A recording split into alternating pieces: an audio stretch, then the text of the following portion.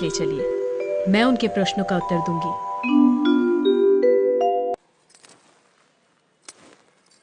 राजन, मैं प्रमाण देने के लिए तैयार हूं, पर उससे पहले मैं कुछ चाहती हूं। क्या चाहिए? थोड़ा दूध।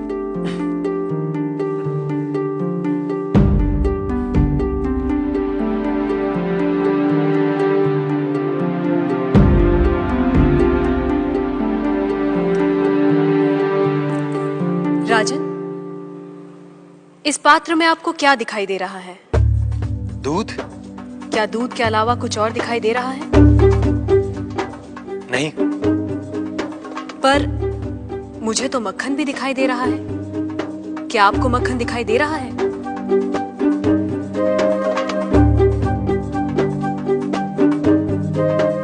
नहीं। पर राजन, क्या इसमें मक्खन नहीं है?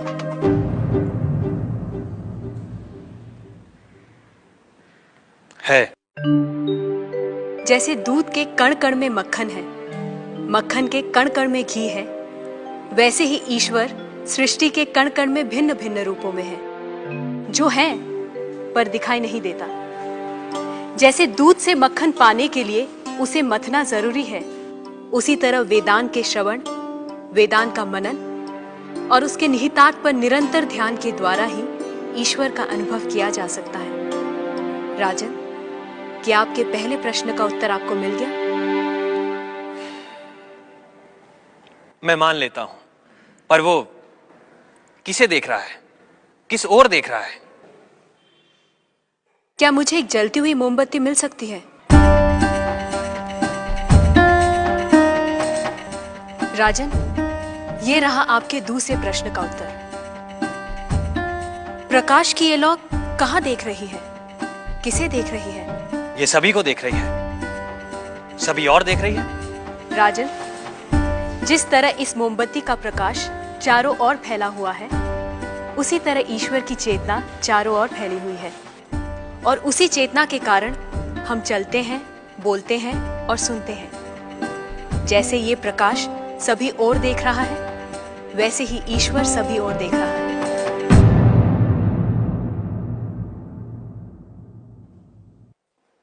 अब आपका तीसरा प्रश्न। वो इस समय क्या कर रहा है? राजन, इस समय मैं आपके प्रश्नों का उत्तर दे रही हूं, इसलिए मैं तुम्हारी गुरु हूं और तुम मेरे शिष्य। पर मैं खड़ी हूं और तुम बैठे हो। यदि अपने प्रश्न का उत्तर चाहते हो तो तुम्हें मुझे अपना आसन देना होगा।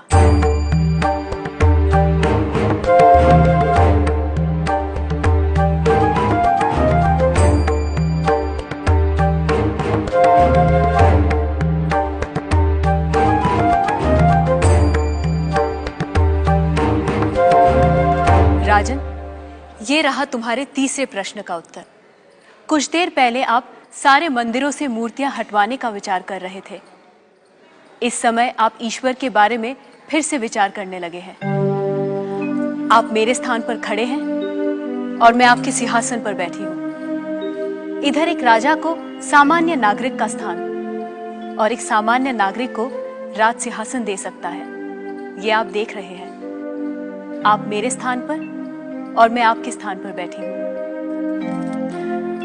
ईश्वर इस समय ये करवा रहा है, उस अनंत और असीमित शक्तियों के स्वामी, जिसने ये सुंदर, अद्भुत, विस्मयकारी और महान संसार रचा है, जिसमें सूर्य, चंद्र, तारे, ग्रह, नक्षत्र अपने अपने स्थान पर स्थिर और गतिमान हैं, जिसके कण कण में एक व्यवस्था है। ऐसे शब्दों और ज्ञान से परे ईश्वर के लिए क्या संभव है? कहिए राजन, क्या मंदिरों से मूर्तियां हटवाई जाएं? मूर्तियां तो उस ईश्वर की प्रतीक है, उनका मूर्त रूप है। वह सर्वज्ञ, सर्वशक्तिमान, सर्वव्यापी ईश्वर सर्वत्र है। किसी ने उसको पत्थर में पाया, किसी ने पेड़ों में, किसी ने शब्दों के माध्यम से, तो किसी ने प्रार्थना करके।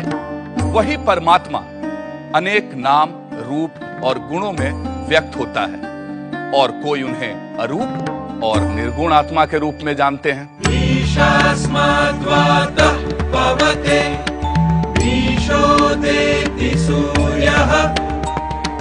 ईशास्मादग्निश्चेन्द्रश्च मृत्युर्धावति पञ्चम इति